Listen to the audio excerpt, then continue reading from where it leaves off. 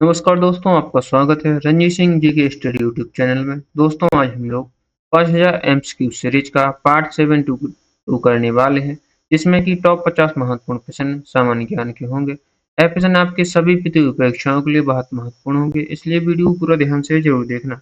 आप लोगों ने पिछले प्रैक्टिस सेट नहीं हो तो वो भी जरूर देख लेना। चलिए शुरू करते हैं। आपका पहला प्रश्न है, मानव हृदय का कौन सा कक्ष पूरी तरह से ऑक्सीजन युक्त रक्त पंप करता है? दोस्तों, इसका ऑप्शन है दायां आलिंद या बायां आलिंद या दायां निलय या बायां निलय। इसका सही जवाब है ऑप्शन डी, बायां निलय, जो पूरी तरह से ऑक्सीजन युक्त रक्त पंप करता है। अगला प्रश्न देखते हैं। अगला प्रश्न है, भारतीय संविधान की 8वीं अनुसूची में कुल कितनी भाषाओं को आधिकारिक तौर पर मान्यता दी गई है? तो ऑप्शन है 14, 18 या 22 या 24। दोस्तों, इसका सही जवाब है ऑप्शन सी, 22 भाषाओं को 8वीं अनुसूची में 22 भाषाओं को आधिकारिक तौर पर मान्यता दी गई है। अगला प्रश्न है, अंतर्राष्ट्रीय नागरिक उड्डयन संगठन ICAO का मुख्यालय कहाँ स्थित है? इसका सही जवाब है ऑप्शन बी, मॉन्ट्रियल कनाडा में अंतर्राष्ट्रीय नागरिक उड्डयन संगठन का मुख्यालय स्थित है। अगला प्रश्न है, आराम के समय वृक्षों की सामान्य हृदय गति कितनी होती है? दोस्तों, इसका सही जवाब है ऑप्शन बी, 72 धड़कन प्रति मिनट। अगला प्रश्न है, मानव रक्त की श्यानता मुख्य रूप से किसके कारण होती है? तो ऑप्शन है, ऑप्शन ए, रक्त में मौजूद लाल रक्त कोशिकाओं के कारण, या ऑप्शन बी, रक्त में मौजूद पानी के कारण, या ऑप्शन सी, रक्त में मौजूद प्रोटीन के कारण, या ऑप्शन डी है रक्त में मौजूद प्लाज्मा के कारण। इसका सही जवाब है ऑप्शन सी, रक्त में मौजूद प्रोटीन के कारण मानव रक्त की श्यानता होती है। अगला प्रश्न देखते हैं। अगला प्रश्न है, विज्ञान के अनुसार शुद्ध जल का पीएच मान कितना होता है? उसने इसका सही जवाब है ऑप्शन बी, 7। विज्ञान के अनुसार शुद्ध जल का पीएच मान 7 होता है। अगला प्रश्न है, पृथ्वी अपनी धुरी पर किस दिशा में घूमती है? दोस्तों, इसके ऑप्शन है पूर्व से पश्चिम, या उत्तर से दक्षिण, या पश्चिम से पूर्व, या दक्षिण से उत्तर। इसका सही जवाब है ऑप्शन सी, पश्चिम से पूर्व। अगला प्रश्न है, भारत के वह पहले प्रधानमंत्री कौन थे जिन्होंने अपने पद से इस्तीफा दिया था? तो ऑप्शन है जवाहरलाल नेहरू, या इंदिरा गांधी, या मोरारजी देसाई, या चरण सिंह। इसका सही जवाब है ऑप्शन सी, मोरारजी देसाई ने भारत के वह पहले प्रधानमंत्री थे जिन्होंने अपने पद से इस्तीफा दिया था। अगला प्रश्न है, अंतर्राष्ट्रीय संगठन ओपेक ओपेक का पूर्ण रूप क्या है? इसका सही जवाब है option A, organization of petroleum exporting countries. यह ओपेक का फुल फॉर्म है। अगला प्रश्न है, डेल आयरन किस देश की संसद का नाम है? इसके ऑप्शन है स्पेन, या स्वीडन, या आयरलैंड, या डेनमार्क का। इसका सही जवाब है ऑप्शन सी, आयरलैंड का। अगला प्रश्न है, कुरल निम्नलिखित में से किस देश की संसद को कहा जाता है? इसके ऑप्शन है मलेशिया, मिस्र, या मंगोलिया, या ईरान देश की। इसका सही जवाब है ऑप्शन सी, मंगोलिया देश की संसद को खुरल नाम से जाना जाता है। अगला प्रश्न है, नेशनल असेंबली मुख्य रूप से किन देशों की संसद का नाम है? इसका सही जवाब है ऑप्शन बी, पाकिस्तान और हंगरी और फ्रांस की। अगला प्रश्न है, मौसम विज्ञान के अनुसार गर्मियों में आने वाली धूल भरी आंधियां तापमान पर क्या प्रभाव डालती हैं? तो ऑप्शन है तापमान बढ़ा देती हैं, या तापमान को कम कर देती हैं, या कोई प्रभाव नहीं पड़ता है, या ऑप्शन डी, इनमें से कोई नहीं। इसका सही जवाब है ऑप्शन बी, तापमान को कम कर देती है। अगला प्रश्न है, भारत के पश्चिमी तट पर भारी वर्षा होती है लेकिन दक्कन की पठार में बहुत कम वर्षा होती है, इसका मुख्य कारण क्या है? दोस्तों, इसका सही जवाब होगा ऑप्शन सी, दक्कन का पठार पश्चिमी घाटी के वृष्टि छाया क्षेत्र में स्थित है। अगला प्रश्न है, माही परियोजना से मुख्य रूप से किस राज्य को सबसे अधिक लाभ मिलेगा? इसके ऑप्शन है महाराष्ट्र, पंजाब, गुजरात, या उत्तर प्रदेश को। इसका सही जवाब है ऑप्शन सी गुजरात को। अगला प्रश्न देखते हैं। अगला प्रश्न है, निम्नलिखित में से कौन सी नदी घाटी परियोजना एक से अधिक राज्यों द्वारा प्रशासित है? इसके ऑप्शन है नागार्जुन सागर या कोसी या हीराकुंड या तुंगभद्रा। इसका सही जवाब है ऑप्शन डी तुंगभद्रा। अगला प्रश्न है, भारत में ब्रॉड गेज ट्रेन द्वारा तय की जाने वाली सबसे लंबी दूरी किन दो स्टेशनों के बीच है? इसका सही जवाब होगा ऑप्शन सी कन्याकुमारी और जम्मू तवी तक।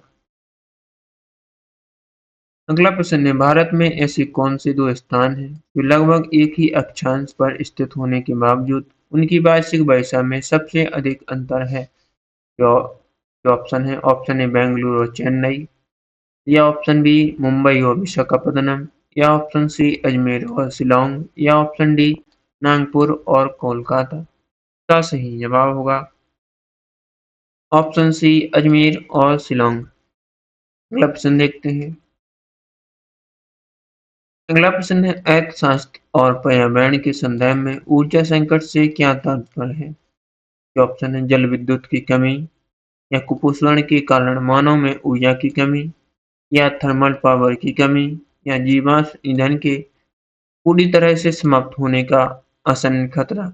इसका सही जवाब है ऑप्शन डी जीवाश्म ईंधन के पूरी तरह से समाप्त होने का आसन्न खतरा। अगला प्रश्न है, भद्रावती इस्पात संयंत्र भारत का एकमात्र ऐसा संयंत्र है जिसका प्रबंधन राज्य सरकार द्वारा किया जाता है। यह किस राज्य में स्थित है? इसके ऑप्शन है तमिलनाडु, उड़ीसा, आंध्र प्रदेश या कर्नाटक। इसका सही जवाब होगा ऑप्शन डी कर्नाटक में। अगला प्रश्न है, भारत में रेलवे मैग्नो के उत्पादन का प्रमुख केंद्र कौन सा है? दोस्तों इसका सही जवाब होगा ऑप्शन बी चितरंजन। है भारत में रेलवे मैग्नो के उत्पादन का प्रमुख केंद्र है। अगला प्रश्न है, असम का नूना माटी क्षेत्र मुख्य रूप से किस लिए प्रसिद्ध है?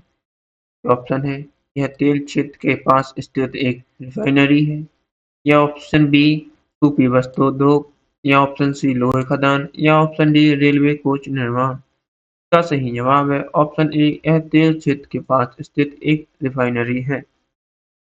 अगला प्रश्न है, भारत का चेन्नई बेंगलुरु कोयम्बटूर मदुरई क्षेत्र मुख्य रूप से किस प्रकार के क्षेत्र के रूप में जाना जाता है?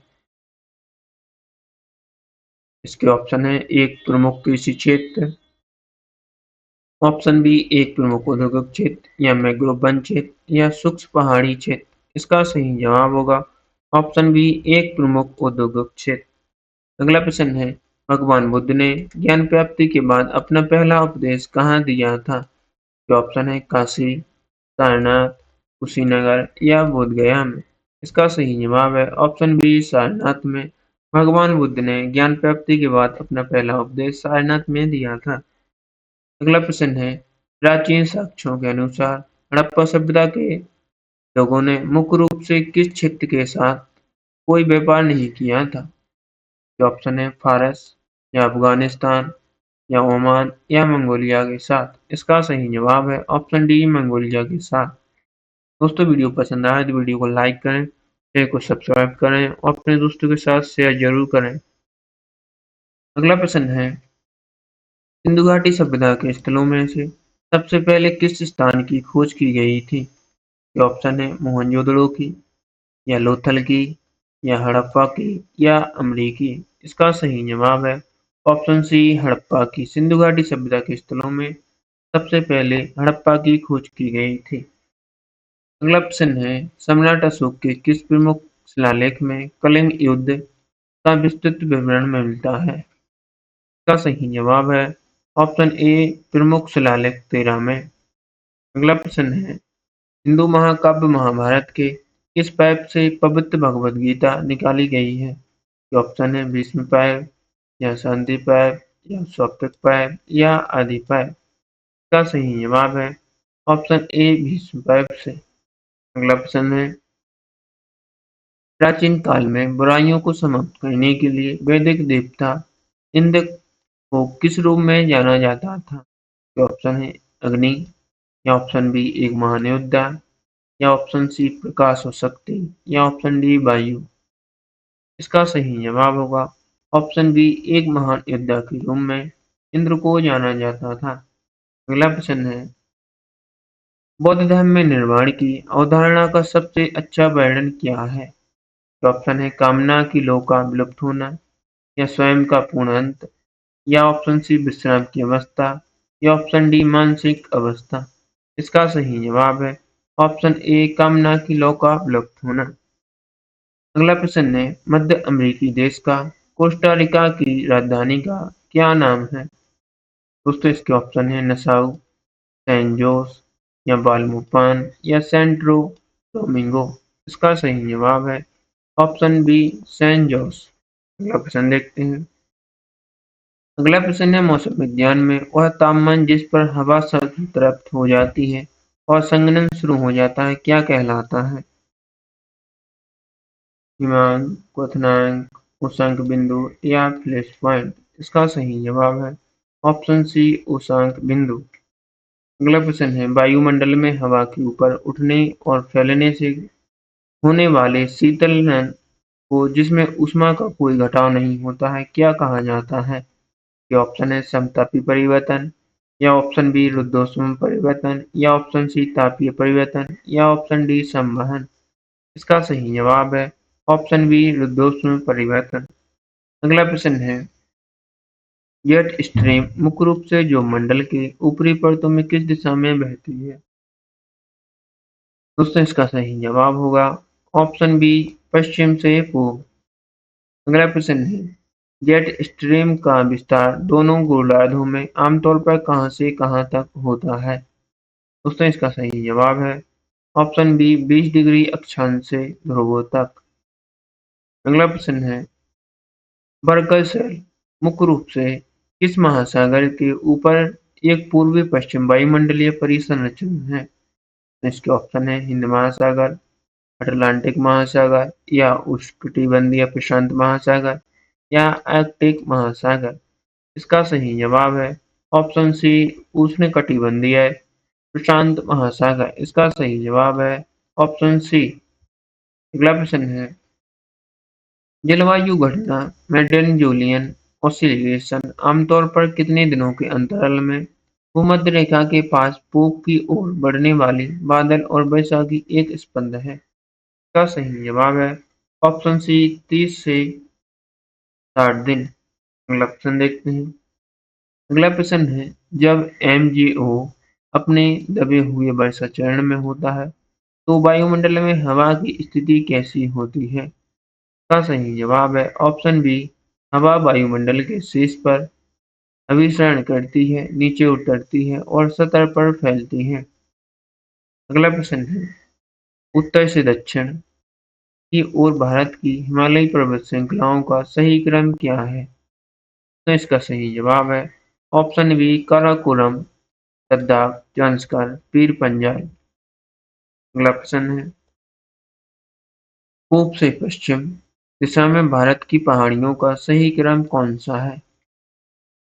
दोस्तों इसका सही जवाब है ऑप्शन ए नागा, मिकेर, खासी, गारो। यह पूर्व से पश्चिम दिशा में भारत की पहाड़ियों का सही क्रम है। इसका सही जवाब है ऑप्शन ए।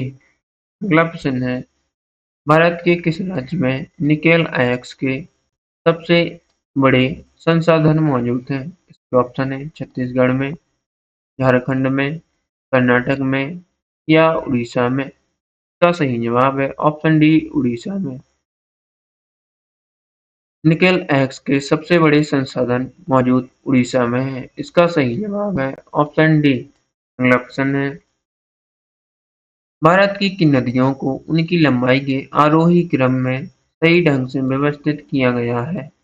दोस्तों इसका सही जवाब है ऑप्शन बी गोदावरी, नर्मदा, महानदी और ताप्ती। इसका सही जवाब है ऑप्शन बी।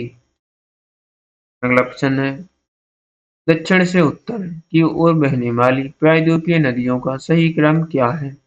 इसका सही जवाब है ऑप्शन बी कावेरी, कृष्णा, गोदावरी, महानदी। यह दक्षिण से उत्तर की ओर बहने वाली प्रायद्वीपीय नदियों का सही क्रम है। इसका सही जवाब है ऑप्शन बी। अगला प्रश्न देखते हैं। अगला प्रश्न है, भारत के किस राज्य में बहुत घने वनों के अंतर्गत सबसे बड़ा भौगोलिक क्षेत्र आता है? इसके ऑप्शन है मध्य प्रदेश, महाराष्ट्र, उड़ीसा या अरुणाचल प्रदेश। का सही जवाब होगा ऑप्शन डी, अरुणाचल प्रदेश बहुत घने वनों के अंतर्गत आता है। इसका सही जवाब है ऑप्शन डी। अगला प्रश्न है, भारत के उत्तर पूर्वी क्षेत्र में स्थानांतरित कृषि को किस नाम से जाना जाता है? इसका सही जवाब है ऑप्शन डी, झूमिंग कृषि के। स्थानांतरित कृषि को झूमिंग कृषि के नाम से जाना जाता है। इसका सही जवाब ऑप्शन डी। अगला प्रश्न है, स्थानांतरित कृषि का एक अन्य नाम पोडो मुख्य रूप से भारत के किस राज्य में उपयोग किया जाता है? ऑप्शन है केरल, मध्य प्रदेश, असम या आंध्र प्रदेश में। इसका सही जवाब है ऑप्शन डी, आंध्र प्रदेश में। अगला प्रश्न है, खनिजों के संदर्भ में भारत में जस्ता का प्रमुख उत्पादक राज्य कौन सा है? इसके ऑप्शन है आंध्र प्रदेश, उड़ीसा, मध्य प्रदेश या राजस्थान। इसका सही जवाब है ऑप्शन डी, राजस्थान। खनिजों के संदर्भ में भारत में जस्ता का प्रमुख उत्पादक राज्य राजस्थान है। इसका सही जवाब ऑप्शन डी। अगला प्रश्न है, भारत का पहला कंपनी प्रबंधित प्रमुख बंदरगाह कौन सा है? ऑप्शन है कोचीन, तूतीकोरिन या विशाखापत्तनम या एन्नौर। इसका सही जवाब है option D, Ennore. Option D है एन्नौर। भारत का पहला कंपनी प्रबंधित प्रमुख बंदरगाह एन्नौर है। अगला प्रश्न है, भारत में लौटता हुआ मानसून मुख्य रूप से कहाँ से वापस जाता है? दोस्तों इसका सही जवाब है ऑप्शन डी, उत्तर पश्चिम भारत से बंगाल और फिर केरल की ओर से वापस जाता है। अगला और आखिरी प्रश्न है, राजा हर्षवर्धन ने ज्ञान का एक बड़ा केंद्र कहाँ स्थापित किया था, जिसे बद्ध विहार कहा जाता है? ये ऑप्शन है थानेसर, कन्नौज, पाटलिपुत्र या मालवा में। इसका सही जवाब है ऑप्शन बी, कन्नौज में। दोस्तों वीडियो पसंद आए तो वीडियो को लाइक करें, अपने दोस्तों के साथ शेयर करें और चैनल को अभी सब्सक्राइब करें, जिससे आपको डेली है ऐसे इंपॉर्टेंट वीडियो देखने को मिलेंगे। आप लोगों ने पिछले प्रैक्टिस सेट किए वो भी जरूर देखना, क्योंकि यह सभी एमसीक्यू आपके सभी कॉम्पिटिटिव एग्जाम के लिए बहुत महत्वपूर्ण है। आप लोगों को कमेंट करके बताना है कि आप लोगों को 50 प्रश्नों में कितने प्रश्नों का जवाब पहले से पता था। वीडियो देखने के लिए धन्यवाद। मिलते हैं अगले पार्ट में।